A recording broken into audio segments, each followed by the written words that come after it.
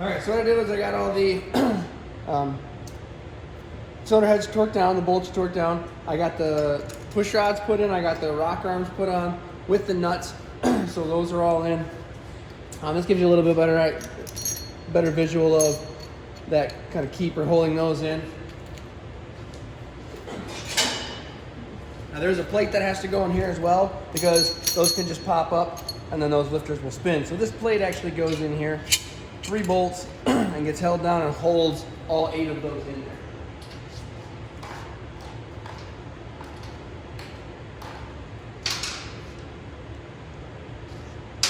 We're at that point here, so I'm going to do that real quick. Next is going to be timing. This is the part where I told you if you screwed up timing, it was going to be all on you. With the timing cover and the timing chain and all that, there was a check off that I visually had to see that your timing chain was set correctly. If it wasn't, then you had to go back and fix it. Because if we have to get that timing cover back off, we have to pull out the harmonic balancer, we have to drain the oil, we have to pull the oil pan back off. A lot of things have to come back off and a lot of work has to get done to be able to reset that timing again.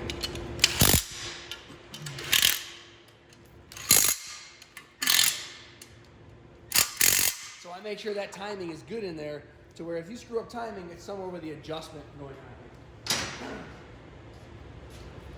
So that's all I'm ready to go. These are, loosely tight, nothing crazy yet. You see how that one just kind of popped down in there. Some of those lifters weren't set real well. So now they're down in there. And these should be loose at this point. There's not a huge deal with that. So what I'm gonna do is we're gonna rotate the engine and adjust each one of these valves. But the first thing I gotta do is I gotta put some tape on the harmonic balancer here. I gotta split this thing up and I gotta make it, I'm making a plus sign in the front here. So I'm not even on top dead center for the harmonic balancer here. So I'm gonna have to rotate that to get that where I need it to be. I'm just past.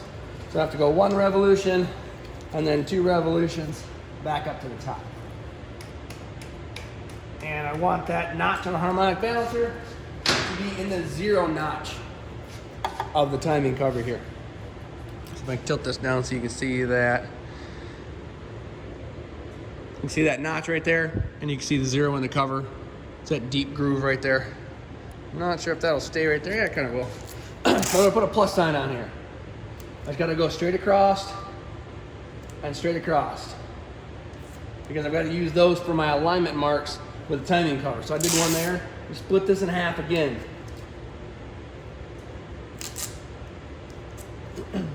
That's why when you're working on your engines and whatnot, you will see probably a lot of tape on the harmonic balancers. You wonder, wonder what the heck that was there for. This is the process that it's here for. It's for getting this timed correctly. All right, so I'm gonna rotate this back up here. So now we've got that on there. We're not quite ready to adjust these yet. We've got a little bit more work to do. These can't just be flopping around all kinds of loose, right? That one just moves there. Can't do that yet. So what we're gonna do is tighten each one of these up. Take 2 hands. First of all, you wanna tighten it up so that there's no up and down movement with that rod. I'm just taking 2 fingers, no up and down movement. Doesn't matter where you start, which cylinder you start with this on, but no up and down movement. This is where priming that lifter comes into play because you're priming it and you're making it at full capacity so that it's fully extended. So when you have oil pressure in there and it's fully extended, the valve won't be stuck open, slightly open, while it's running and has oil pressure. So that looks like right about there. There's no up and down movement. 2 fingers though, I can take 2 fingers, you can see it up here, I can still rotate that. I can still rotate that push rod. So we're just gonna go through and do that for all of them.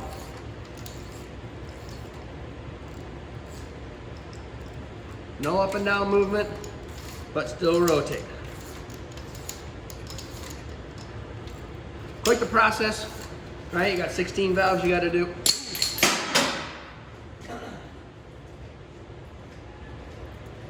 Get a little oil on the hands and tools start flying. That one just a hair tight.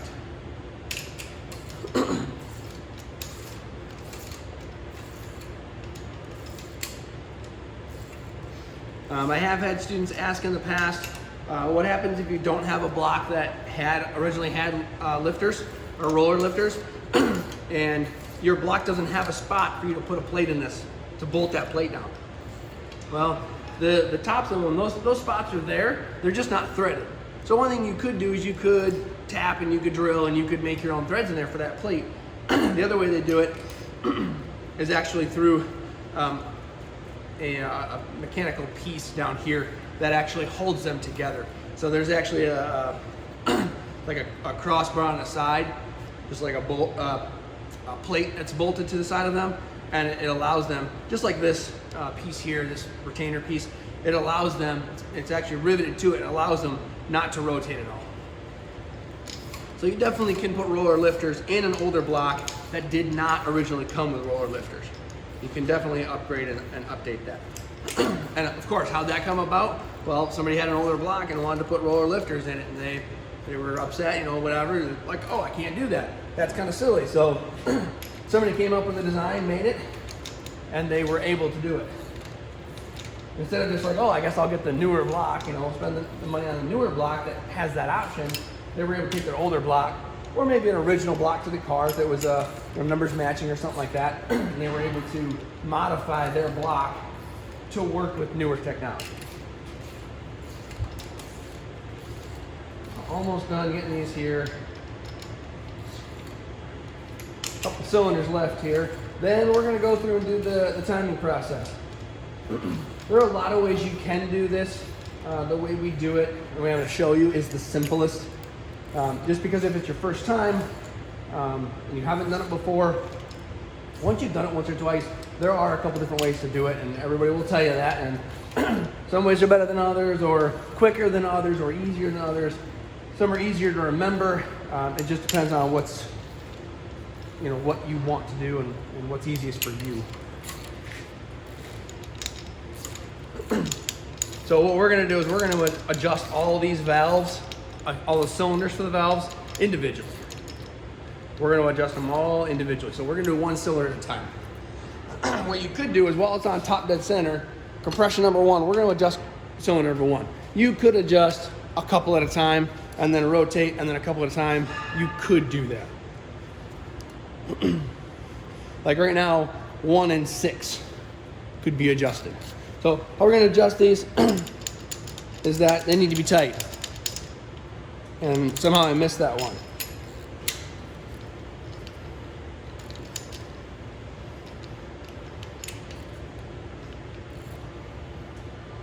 So what you're also looking for too, which is hard to see, but there's the equal amount of threads coming out of the top of that nut. It should be equal. So what we're going to do is we're going to turn a half a turn. Half a turn on that one, and a half a turn on that one. Are we being really specific? No. You're just kind of lining it up on, you know, front to back or side to side of the engine, and you're spinning a half circle. So typically it's about 3/4, but what we don't want to do is over adjust these because we didn't do our lifters the proper way. You really should soak them in oil, submerge them in oil overnight, 24 hours. That way all the air bubbles get out and they're perfectly primed. So you drop your lifters in, and then you would do this process and you would adjust the valves. What we don't want to do is do 3/4 of a turn and bottom those lifters out with no oil in them. So when they do get oil pressure, they're going to want to keep the valves open the whole time. So we're only just going to do a half a turn. And actually this engine, I think we've had some problems with this one in the past where it doesn't want to run if it's with half or 3/4. I think we've had some problems with this one. So I'm only going to do a 1/4 of a turn on this. But you typically want to do about a half. So now we've done number 1. We need to do the next cylinder in firing order, which is number 8. So we're going to go here to the crankshaft, and I'm going to spin the next tape mark up to 0. That puts number 8 at top dead center. So now we go ahead and just turn these a 1/4 of a turn. No. See how this one's super, super loose, right? Super loose, can pull that right out. It means it's not tight enough. That just means that that valve with number 1 at top dead center, that valve was already being pushed open by the camshaft. So we didn't adjust it properly the first time. So what we want to do is go back through and make sure that we have no up and down movement. I don't, and then I can still spin this valve's push rod. This one, I need to get to the same place. No up and down movement, but I can still rotate it with 2 fingers. So there's no up and down, and I can still rotate with 2 fingers. Oops. 2 fingers right there. So now we go here, we go quarter turn and a quarter turn. Number 8 is done. Spin it another 90 degrees to the next tape mark. That's going to take us to number 4. All right, 1, 3, 5, 7, 2, 4, 6, 8. So here's 4. And again, look at that. That one's pretty loose. So I make sure no up and down movement. Still rotate with 2 fingers. Quarter turn. Quarter turn. What comes after 4? Don't say 5, because it's a firing order. 1, 8, 4, 3. Yeah, that one's super, super loose. We don't want that. That one's actually a little tight. So we loosen that one up just a hair. Tighten that one up. Quarter turn. Quarter turn. Got 1, 8, 4, 3. That's 4 of the cylinders. Now, we're back on top dead center with our timing mark on a harmonic balancer. But we're not on compression number 1, we're on compression number 6. So number 6 is actually top dead center here. So go back through. Those are both pretty tight. We want to loosen them up just a little bit. Barely had to move that at all. Quarter turn, quarter turn. 6 is done. It's after 6. Everybody know? Not 7. 6, 5. 1, 3, 5. So we're over here, right? That one spins. That one's got just a hair of up and down movement. Okay, that one's good now. So quarter turn, quarter turn. 1, 8, 4, 3, 6, 5. We got 2 left. 7 and 2. So number 7 gets adjusted here. That one's good. This one's way too loose. And again, you can almost eyeball it with the links of the threads popping up. And see, I got that just a hair tight. And that's all it takes right there. So quarter turn, quarter turn. One more gets us to 2.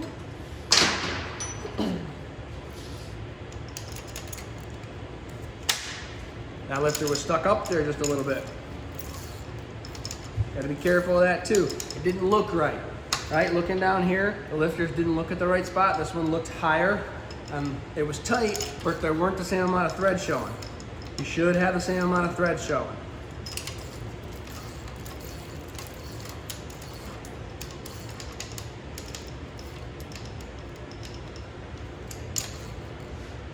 Okay. Oh, went too far. Just thinking about doing a half. Quarter, quarter. All right. Now it's on top dead center number 2. We got to spin it one more time to get it back to top dead center for cylinder number 1. That right there, if you do that properly, then your engine should run pretty well. Okay, but that's where the timing is. You'll mess it up. If you mess up that part, that's where timing will get screwed up. It can't be underneath here, right? I've been checking those, but up here, this is the hard part. Now, after this, which I'm not going to do, you would actually go back through and do a compression test. So we would put oil in this and do an oil pressure test. I'm not going to do that either. The groups that come back in the fall are going to make sure there's oil in them and all that good stuff. So I'm not messing with the oil stuff right now because I'm just trying to get them done this school year. But we'd do an oil pressure test, and then we would do a compression test. If the compression is not good, like say we're testing number 2 here, if number 2 is not good, we would adjust these a little bit, right? Because then we will have pressurized and got the lifters full of oil, and then we go through and do the compression test, so the lifters are then primed, full of oil, and then it will really tell us where these are at. If they're too tight, we will have low compression. So we loosen them up a quarter of a turn back to 0 where they were. If the compression gets gets better, that means that the valves were being forcefully opened just a little bit. So, all right, that process done. We are, I believe, moving on to intake manifold. That's all done. That's in. Yeah, intake manifold. Not very many parts on the shelf here. So here's our intake manifold. Gotta find the bolts for it.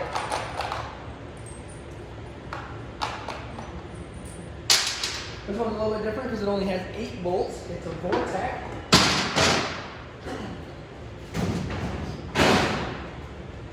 We actually had to order a aftermarket special intake for this. For the other intakes, the angle is different for the cylinder head.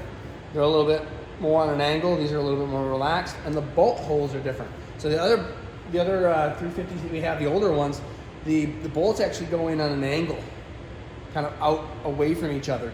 These Vortec ones go straight down. So we actually had to order this one.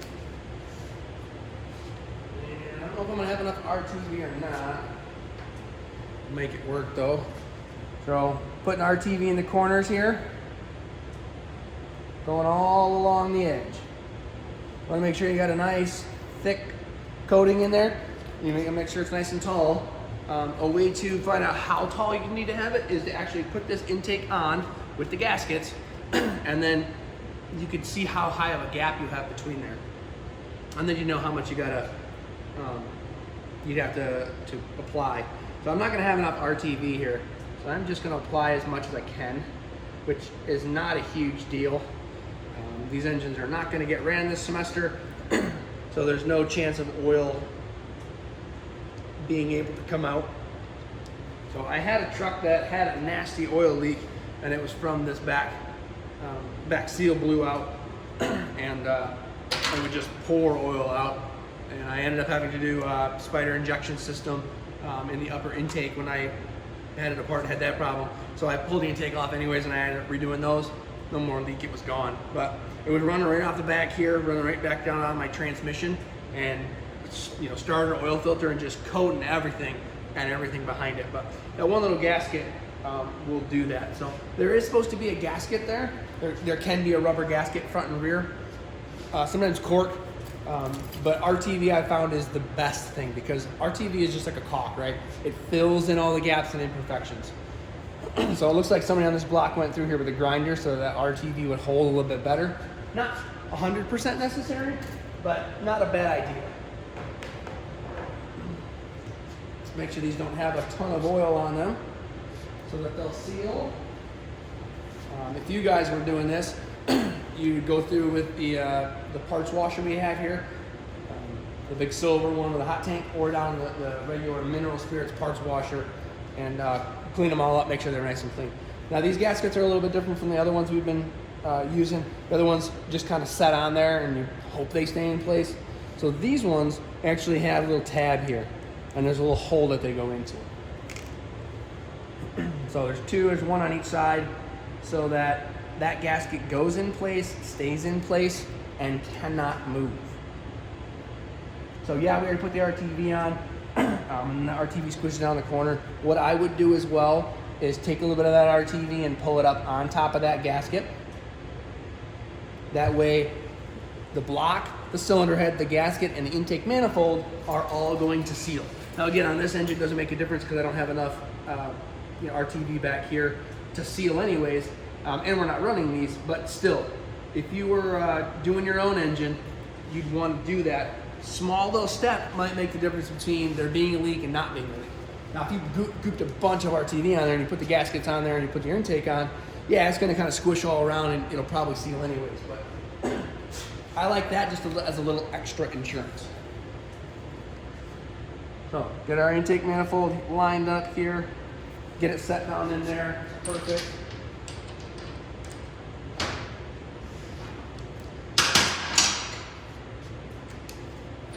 Now, these are actually supposed to be 30 foot-pounds, so we'll get these torqued down here too. When working with RTV, and I did it with an oil pan, I had that all lined up, saw the 2 torque wrenches lined up ready to go. I haven't set the torque wrench up yet, which I probably should have, because RTV has that 15-20 minute window of when it needs to be applied, and the chain went a little hard enough. So obviously this is only taking me a couple minutes. It's gonna take me, all of 2 minutes to walk over here and grab the torque wrench and get it set up for 30 foot-pounds. So it's not a huge deal. But I like to have, when I'm doing anything with RTV, I like to have everything set up and ready to go. That way I can put the part on, put the bolts in, and tighten it down and not worry about it. So again, no torque sequence yet, but I'm gonna start as close to the middle as I can here. So I'm gonna start on this one, which is as close to the middle as I can get. And that actually tightened up a lot. I wonder if I missed that one with an impact. I must have. Must have missed this one too. It's really, really loose. So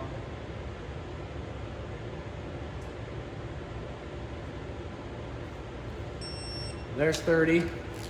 All right, there's 30. So then I'll go to the other side to torque some down. That way I'm not torquing from one side of the back and kind of stretching it.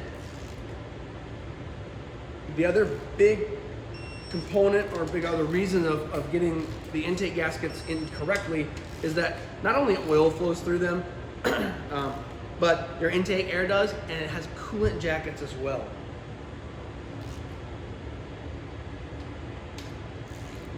So you've got a coolant jacket that runs through between these to get through to the heads to keep them cool as well.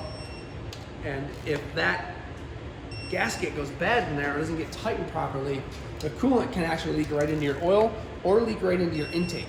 And so you'll be burning coolant through the cylinder. And you're like, gee man, it must be a head gasket because I'm getting coolant into the cylinder. Well, it could be this gasket up here between your intake and your cylinder head that's leaking coolant in there. Now you usually always get coolant in your oil, not oil in your coolant. We talked about this a little bit, but oil is pressurized, yes, but in the crankcase and all that, it's not really pressurized, okay?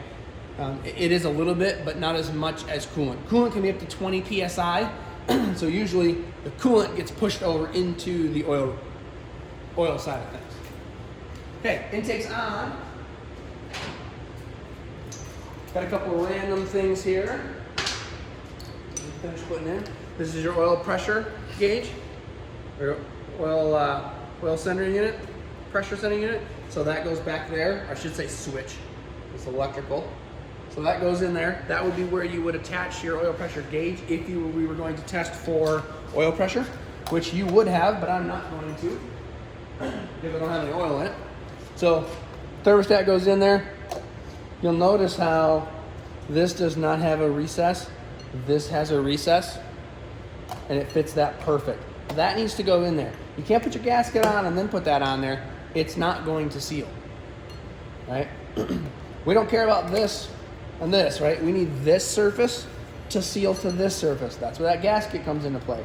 But if this is on top of that, it definitely can't seal to that properly because it can't seal to that properly. You're gonna end up with a lot of leaks. So thermostat has to go in. You can't put it like this either. This isn't gonna work, okay? You gotta have the spring side down. You want that little coned, tapered cone part. You want that pointing up. So that goes on, goes down in there nice and flush. That goes on there. And then you got 2 bolts that go here. There is a torque spec for this. I don't know what it is, so, and it's not, I mean, I could look it up pretty easy, but I'm not gonna worry about it. It's not something that, we're not gonna put coolant in these engines. We run them without coolant, so it's not a huge deal. They just need to be on there. So, and this little impact is not going to over torque that, especially because I got one light out of 4 for battery, so I'm like 20% battery. So it's losing battery power. So not a huge deal, but you would want to torque that with a gasket, and you could get away with no gasket, right? And you could use an RTV sealant, a water pump RTV or a coolant RTV, and you could put RTV on there and then just snug it down. You wouldn't have to worry about it too much. We have our distributor hold down clamp that goes on back here for the distributor that we are not going to put in because I only have, we only use the distributors to run them. I only have 4 of them. We got our valve covers here. Valve covers obviously need gaskets. And there's 2 different types of valve covers we have here in the lab, and all you students have a little bit different ones. This one has 4 bolts in the middle.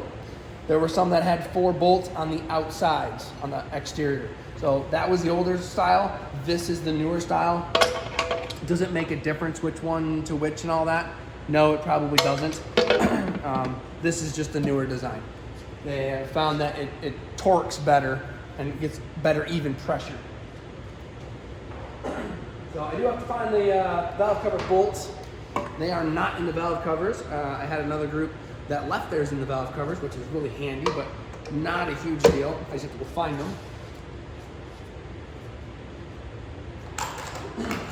And it looks like they were in there, labeled, so it's perfect.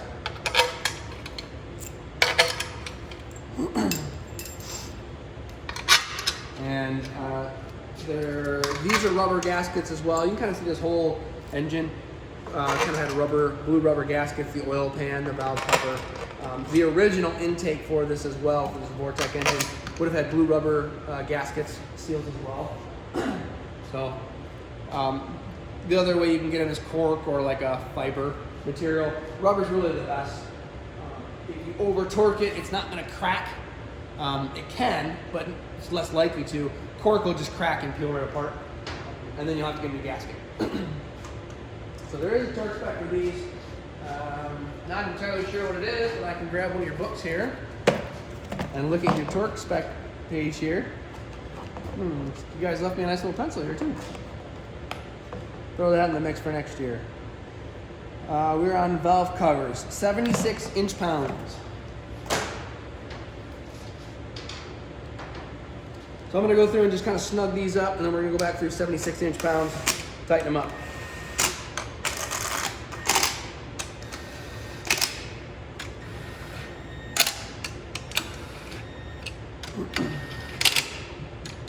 This was a tool that we just got this year, this little impact. I have some full-size impacts at home, Milwaukee, 19, 20 volt, whatever. They work very, very well. These work really, really well for small work, interior dash work, or stuff like this where you don't need a lot of torque, but you're just looking to kind of snug things up. It works really well with RTV stuff as well. They can be kind of expensive. You know, a lot of tools are, but just like this torque wrench here. This torque wrench it's a 3/8 drive, it's electric, does all the goodies and all that. I think they're like $380 to $390.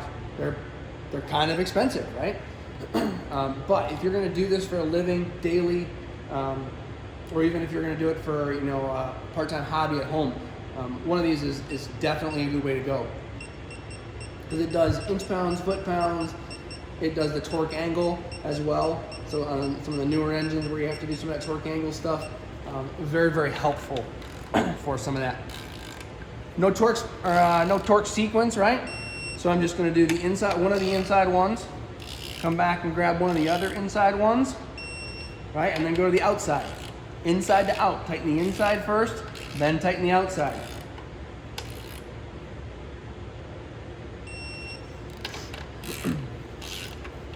You're getting pretty close to being done here. That one I actually over-torqued at 86 foot-pounds. Whoops. But again, those rubber gaskets, a little forgiving.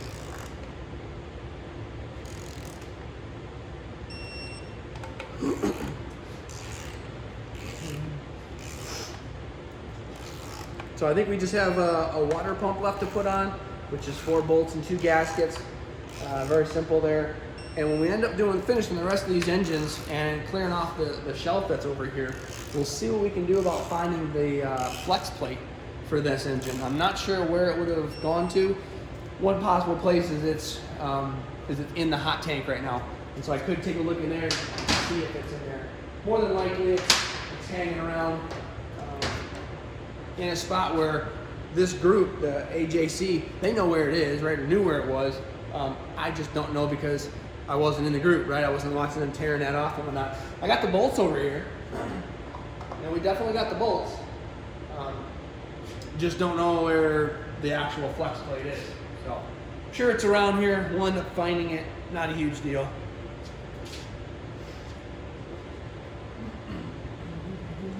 Also missing a dipstick. for this dipstick and a dipstick tube. Again, not a huge deal.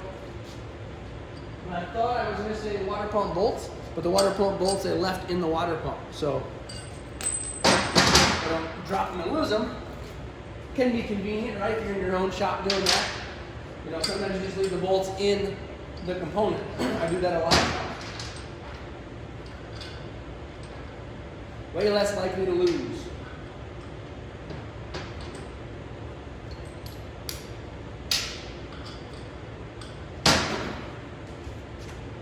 So we'll get this water pump put on here. Super easy to do. Now some of these water pumps, some older ones, I think this style too, you actually had to put RTV in the bolt hole and in the bolt threads because one of the bolts goes through a coolant passage, or goes into, I should say, goes into a through hole, not a blind hole. And so you had to put RTV on the actual bolt thread.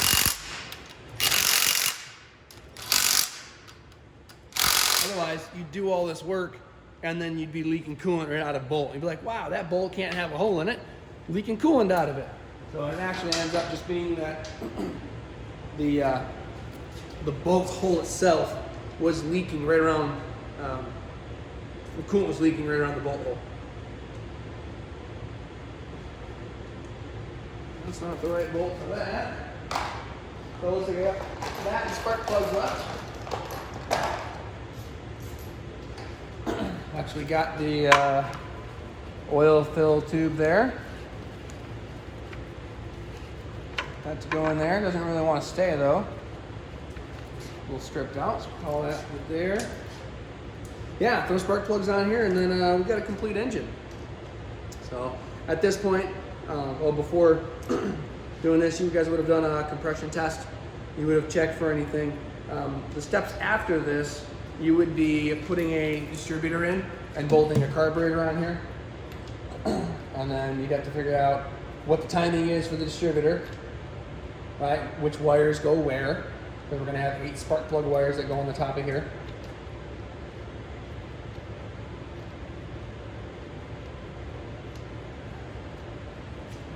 Go in there. Oh. There. Water TV on me from a couple spots here.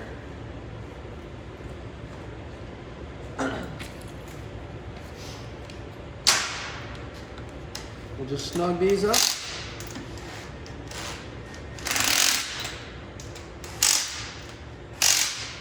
Normally the spark plugs and impacts, not a terrible idea for installation. Did it a lot in the industry, still do it a lot at home on my own stuff or friend stuff I'm working on. You just don't want to go too tight. I would never use a pneumatic impact. An electric impact, which I know what the torque is, if it has a full battery at max, no big deal. And you know, you could go back and check the torque on them, but not a huge deal, at least for me. But I would use an electric impact, no big deal. I use my full size 20 volt one all the time. Doing spark plugs, it's just way easier. So, all right, another engine assembled. If you guys got any questions, shoot me an email and I'll see what I can do to answer them.